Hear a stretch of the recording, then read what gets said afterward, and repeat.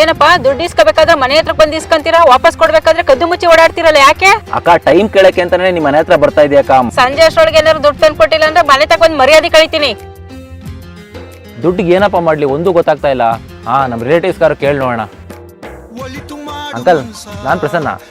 ಏನಿಲ್ಲ uncle, 1 lakh amount urgent ಬೇಕಿತ್ತು, ಕೊಡ್ತೀರಾ? ನನ್ನ ಹತ್ರ ಯಾವ್ದು ಅಮೌಂಟ್ ಇಲ್ಲ ಕಣಪ್ಪ.